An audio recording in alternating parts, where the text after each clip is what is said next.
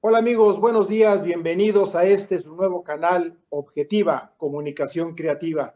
Y como siempre, con un espacio para usted, el ciudadano de la calle, La Palestra.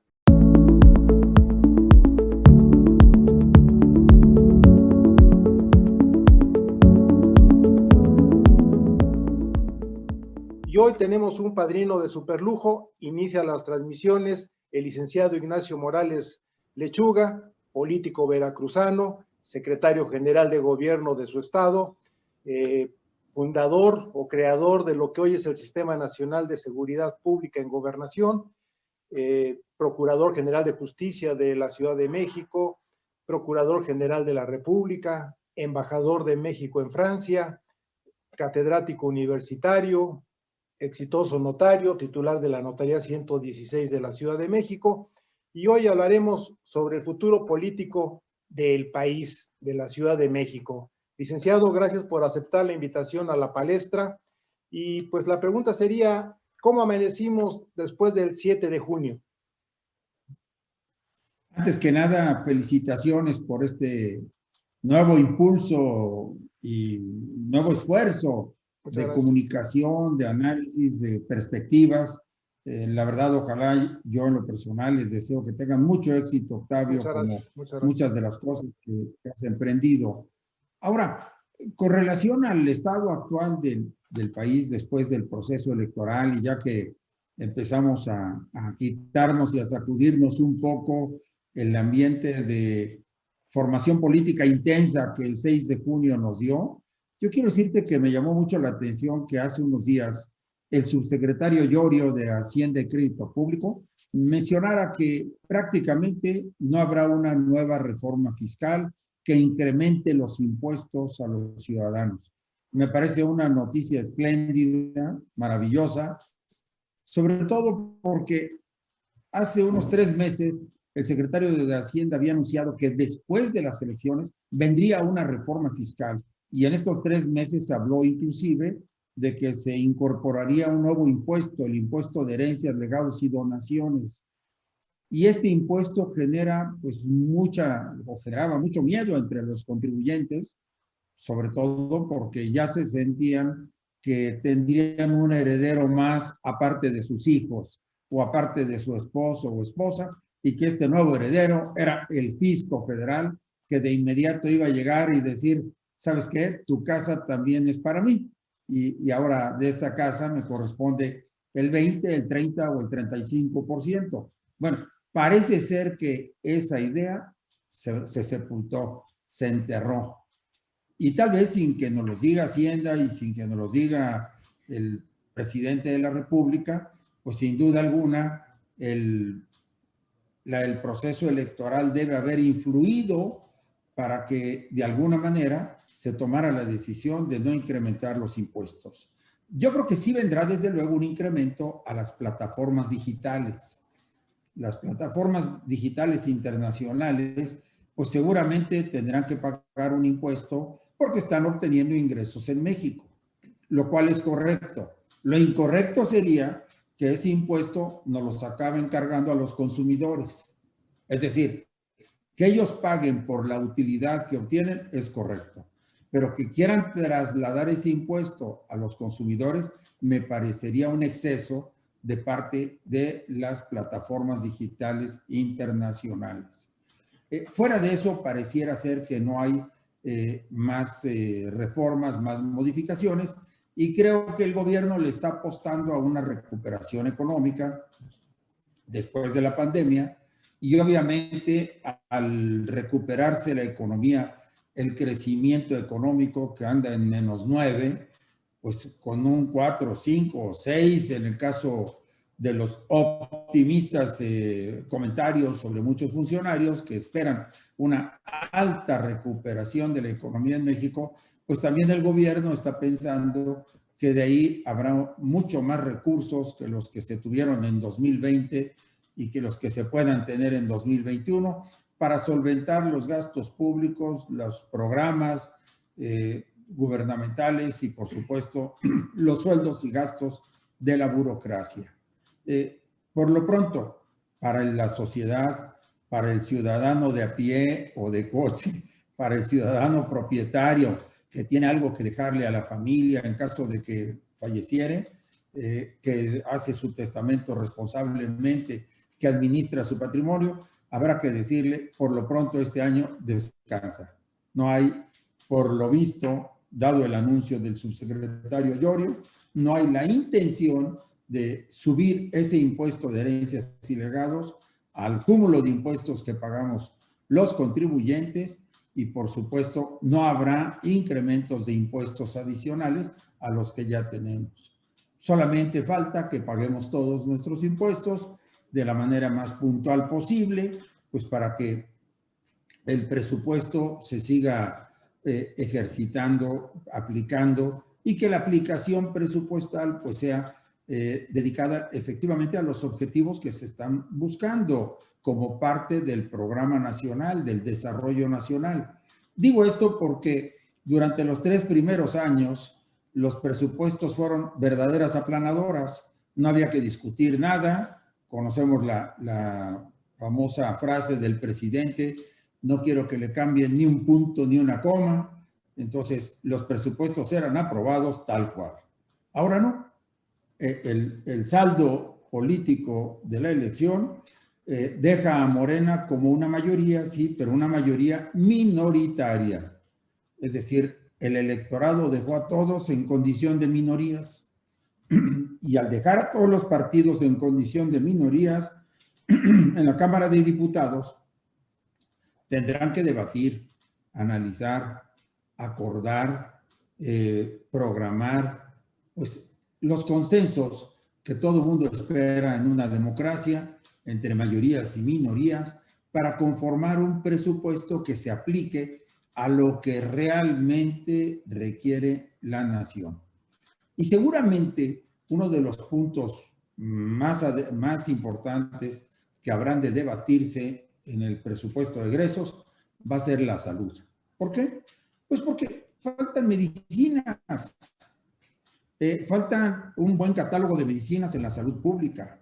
Este dictado de que la salud sea gratuita, pues es un sueño y un comentario político que mucho agradecemos. Pero la salud debe ser gratuita para quien no tenga nada que pagar, pero debe costarle a quien pueda pagar por ella. Y en el caso de la seguridad social, aplicarse las cuotas que se están pagando para tener altura del mundo contemporáneo, del mundo moderno, de los mejores países. Pues el presidente... Por otra parte... Bueno, ¿me escucha? Bueno. Ya escucho, vi algunos problemas de conexión inestable, pero ya. Le quería preguntar, el presidente siempre tiene otros datos y él afirma que aunque no tiene la mayoría absoluta para modificar la Constitución, sí le garantizan un presupuesto aprobado. Usted lo ha dicho, los últimos 3 años han sido presupuestos aprobados sobre las rodillas, con la intención más bien desde Palacio Nacional. Y la pregunta es, para los siguientes 3 años, ¿usted cree que seguirá esta política, por un lado, de mantener los programas clientelares, seguir manteniendo a los viejitos, a los ninis, a las madres solteras, con un afán estrictamente electoral rumbo al 2024, o se podrá modificar el presupuesto? Y otra cosa que también es importante, usted habló de que se paguen puntualmente los impuestos. Hemos visto también una cacería de brujas fiscal contra las grandes empresas, pero independientemente de que hayan evadido al fisco durante muchos años, pues va a llegar un momento en que no va a ser la misma cantidad que se recaudó en el 2019 y en el 2020 de los grandes consorcios que pagaron miles de millones de pesos, a esos mismos consorcios que a partir del año que entra, pues seguramente pagarán lo que estrictamente sea necesario, que ya no serán los miles de millones de pesos con los que cree contar el gobierno. Además de las remesas, ¿no? Que también las considera como si fueran parte del presupuesto, y ese dinero ni lo ve. Sí, yo creo que estamos en presencia de un parteaguas. Como bien lo afirmas, Octavio, yo veo muy difícil que las recaudaciones puedan, de alguna manera, incorporar cantidades del pasado, como se hizo en el 2019 y 2020, y que hoy los contribuyentes deben estar más o menos en orden respecto a los ingresos, las deducciones y el impuesto neto a pagar. Tendrán seguramente que reducir las ayudas sociales, limitarlas a los que estrictamente lo necesitan. Y la mejor ayuda es la que uno puede brindarse a través del trabajo productivo. Así que lo que más requiere un país para crecer no es el bienestar y la felicidad, no. Requiere empleo, requiere emprendedores, requiere pymes, requiere de alguna manera en ocasiones apoyos fiscales, requiere créditos de bajas tasas de interés. El conjunto de todas estas condiciones económicas organizadas es la mejor manera que el Estado puede proveer para que el país crezca. Pero esto pareciera que está fuera de los horizontes del gobierno actual. El presidente, tengo la impresión de que no lo comprende, no lo entiende, o bien hace a un lado todos los consejos y quiere seguir el consejo chavista de buscar un índice de felicidad, y recordemos que nos ha dicho que para que no vayamos a ser secuestrados hay que ser pobres, o que para ser felices pues nos basta un plato de arroz y unos frijoles, y que un solo pantalón y 2 camisas son suficientes, y unos zapatos, en fin, esas proclamas en rescate de la pobreza, o que quieren convertir a todos los mexicanos en pobres. Me parece que no es el papel del gobierno. Me parece que el gobierno debe trabajar en la parte métrica de la economía y, por supuesto, buscar inversión directa nacional. Y si no hay inversión en México, pues hay que buscarla en el extranjero. Y para que venga la inversión del extranjero, van a pedir seguridad pública y seguridad jurídica. Ese es nuestro círculo vicioso. Por un lado, la actitud gubernamental sobre lo que el capital representa, la inseguridad pública, la inseguridad jurídica y la falta de respeto a las reglas del juego, que fue algo que privó en los 3 primeros años. Yo creo que esa falta de respeto a las reglas del juego no lo va a poder sostener el gobierno en los próximos 3 años. Yo creo forzosamente que el gobierno tiene que cambiar, porque la realidad lo está haciendo cambiar. Y la realidad electoral del 6 de junio ya le impuso nuevas reglas del juego al gobierno y concretamente al presidente. Ya no va a poder tocar la Constitución. Para tocarla necesitarían sumar al Verde Ecologista, al PRI y algún otro partido para llegar a la mayoría calificada. Y yo no quisiera estar en los zapatos de los partidos que se presten a aprobar reformas como las del pasado, inclusive leyes diseñadas para una sola persona, como fue modificar la ley del Fondo de Cultura Económica para nombrar a una persona que no reunía los requisitos, señor Paco Ignacio Taibo II, y nombrarlo director. La ley fue para él nada más, para él solito. La ley Bonilla, para él solito. La ley del SAT para la directora actual. Y así podríamos ir enumerando otros casos, inclusive la ley Saldívar, que va a entrar o que ha entrado en debate esta semana en el seno de la Suprema Corte de Justicia, pues son lujos que ya no se puede dar el gobierno actual, porque no se puede jugar con la ley, y las leyes no pueden ser para una sola persona, de tal suerte que yo creo que van a tener que hacer maravillas para tratar de mantener el ritmo recaudatorio que esperan. Y sobre todo frente a los compromisos de lo que significa la refinación del petróleo, y por otra parte el Tren Maya y el aeropuerto, que están requiriendo de grandes inversiones. Así que yo creo que es difícil que se pueda sostener ese ritmo y que puedan orientar el presupuesto hacia las grandes obras de infraestructura como lo han hecho ahora, en el estilo que lo han hecho, y dejándole al presidente la facultad de manejar con toda discreción el 10% del presupuesto. Señor, después del 7 de junio hay una nueva geografía política en el país, usted lo ha marcado, se ha distribuido más la presencia de los partidos en el territorio. Ciertamente Morena domina el interior de la República Mexicana, pierde su bastión en la Ciudad de México, que lo había retenido durante 24 años. El presidente va a tener que modificar también su esquema político, es decir, su proyecto político de 4T, que es en una de esas hasta perpetuarse él en el poder, porque esa era la intención de la ley Saldívar, o va a pretender blindar a su candidato en el 24 para que siga este proceso político, este proyecto político clientelar de la 4T.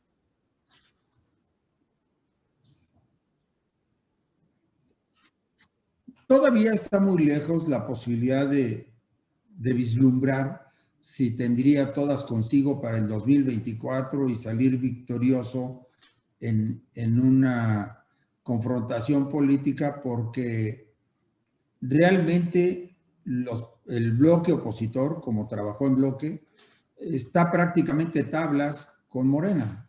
Es decir, el Partido Verde Ecologista, ya sabemos que al margen de ideologías, lo mismo ha estado aliado con el PAN, que con el PRI, que con el PRD, ahora con Morena posiblemente o seguramente se va a aliar, pero pues de aquí al 2024 se rompen las alianzas, un año antes del 2024, así que yo creo que las fichas están en juego, las cartas siguen jugando y difícilmente se podría hacer un pronóstico electoral para el 2024. Lo que sí puedo decir es que territorialmente Morena alcanza ahora mayor control territorial gubernamental, llamémosle así, porque ganó pues, bastantes gobiernos estatales, no los que quería, pero tampoco los que la oposición vaticinaba. Así que, aunque tiene mucho territorio, en el corazón político, financiero, cultural del país, como es la Ciudad de México, ahí tuvo una estrepitosa derrota. Ahí sí avanzó la oposición, y esto puede ser como pues un cáncer dentro del corazón para Morena, porque el bastión del que pensábamos todos que podría conservar, que podría ratificar, que impulsaría, pues no ocurrió así, y de haber perdido la alcaldía donde vive el presidente, la alcaldía donde vive la jefa de gobierno, pues son hasta significativos. Perdieron Tlalpan y perdieron el Palacio Nacional en la alcaldía Cuauhtémoc. Así que ahora el presidente tiene un alcalde de oposición o una alcaldesa de oposición. O mejor dicho, él es de oposición a la alcaldía, igual que Claudia. Así que yo creo que todo este rejuego, vamos a ver, eso sí, con un presidente muy activo en el micrófono, muy activo en las mañaneras, que le ayuda, pero al mismo tiempo también lo desgasta. Yo creo que va a abrirse una ventana de muchas oportunidades para los partidos opositores, porque también hay muchísimas promesas que no se han cumplido. Por ejemplo, con las ayudas sociales que se gastan del orden de 60 mil millones de pesos mensuales, yo quisiera nada más que me dijeran, aquí está esta persona que salió de la pobreza. De los 20 millones de ayudas que se dan, ¿cuántos han salido de la pobreza?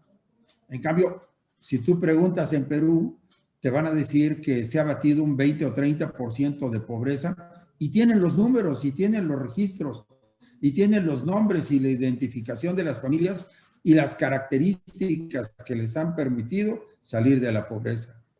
Aquí se ha entregado dinero, sí, ya lo vimos en las elecciones, influyó en las elecciones, por supuesto, esas ayudas sociales. La gente cree que todo esto viene de una persona y no de las instituciones y de los contribuyentes, pero bueno, algún día se darán cuenta de que sus ayudas sociales tienen como origen el esfuerzo de todos los mexicanos, que además estamos contentos en ayudar a los que no tienen, pero quisiéramos que las ayudas fueran bien dirigidas y que además fueran acompañadas de medidas que realmente les ayuden a salir de la pobreza y no que los vuelvan más dependientes y que solamente pues, estén recibiendo las ayudas porque al final de cuentas sus herederos, sus causavientes van a ser o van a estar en la misma condición que ellos.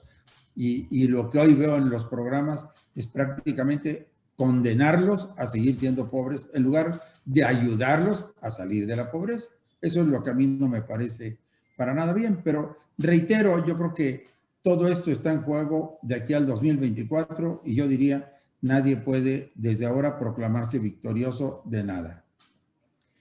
Finalmente, señor, usted habló de que es importante tener certeza jurídica y seguridad pública. ¿Cómo ve usted al país en materia de crimen organizado? Hay que recordar que hace poco el Pentágono dijo que en México la tercera parte del territorio nacional está gobernada por el narcotráfico. Obviamente que las cifras de homicidios dolosos van al alza, no se ha podido frenar nada de ello. ¿Cómo ve usted la seguridad pública ahora que también vemos que el narcotráfico financió a las campañas políticas y que incluso está por tener un narcogobernador? ¿Cómo ve usted la seguridad pública en el país? Pues yo no veo que haya cambiado positiva o favorablemente. Más bien pienso que estamos retrocediendo en la seguridad pública. No hay un programa que se sustente en datos y hechos reales. Hubo un espacio, yo diría, por la misma pandemia, que pues, pueda haber alterado las cifras de los secuestros, inclusive de la droga, de muchos variables que se manejan, pero la verdad, yo veo que tampoco está en el interés del presidente combatir, prevenir, actuar contra la delincuencia organizada. Es más, a todos nos empieza a parecer sospechosos las actitudes gubernamentales al felicitar a la delincuencia organizada, el propio presidente, que se portaron muy bien cuando muchos horrorizados veían una cabeza y restos humanos en una casilla que fueron a tirar a Tijuana, cuando había actitudes violentas en Metepec, cuando hubo un alto número de candidatos asesinados, 6 candidatos por lo pronto que tomaron posesión, que iban de cabezas y que fueron asesinados antes de llegar al proceso electoral, otros funcionarios, es decir, yo creo que esta elección, si algunas de las características van a tener el día de mañana, es que han sido las elecciones con más manchas de sangre y de violencia que haya habido en la historia electoral de nuestro país.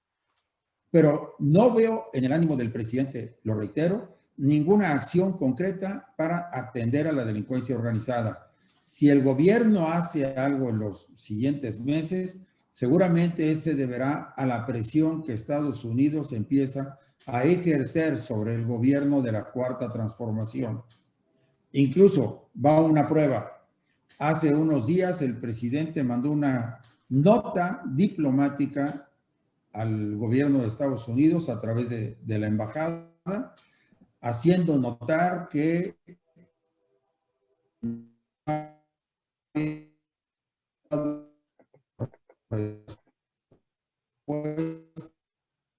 Estamos perdiendo su audio.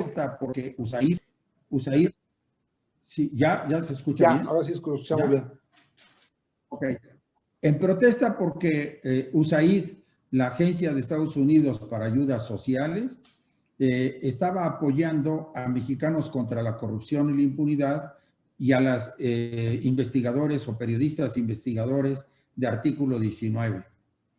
Y esto molestó mucho al presidente. En una mañanera se la dedicó casi íntegra a ambas instituciones y al gobierno de Estados Unidos y habló de una clara intervención de Estados Unidos en asuntos internos de México. En fin, se envolvió en la bandera nacional, habló contra Maciosare y de alguna manera todos esperamos pues, una respuesta. Así que con el ojo cuadrado estábamos todos esperando. Y la respuesta vino antier por el presidente Biden. Dijo, mi gobierno seguirá apoyando a estos ONGs. Punto. Pero lo dijo públicamente. Al presidente no le dieron ninguna respuesta. Ayer vino Kamala, como le dice el presidente, Kamala Harris, la vicepresidente de Estados Unidos. Y lo que traía era un memorándum precisamente de fondos de la USAID, la combatida por la 4T, y lo hicieron firmar el memorándum. Ahora sí, sin decir pío, no dijo, tengo una reserva, primero contéstenme por favor la nota diplomática que envié, yo quiero que me aclaren previamente si ya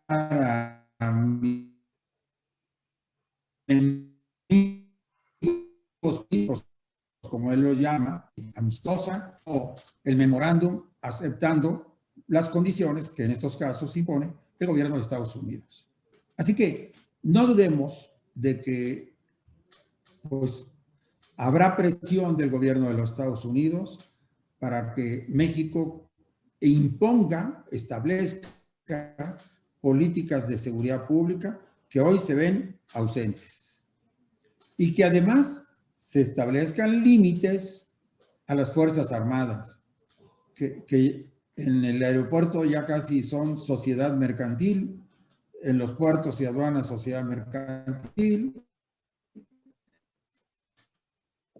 el Tren Maya que también sus utilidades, y espérenme, no se trata de convertir a un gobierno en sociedad mercantil, sino en mantener un marco jurídico regulatorio y las Fuerzas Armadas, en este caso, a mi juicio, están fuera de los objetivos que la Constitución y las leyes les marcan. Señor, ¿cuál sería el panorama que esperaría México para el segundo semestre de este año? Yo creo que crecimiento económico, por como se ha dicho. Mayor debate en el Congreso, ahora sí, mayor presencia de la oposición. Van a entrar nuevos diputados de los distintos partidos y creo que van a entrar con una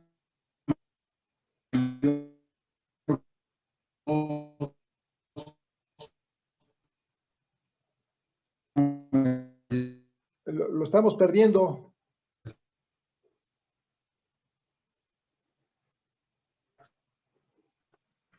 Se tiene. Bueno, sí, lo perdimos un poco.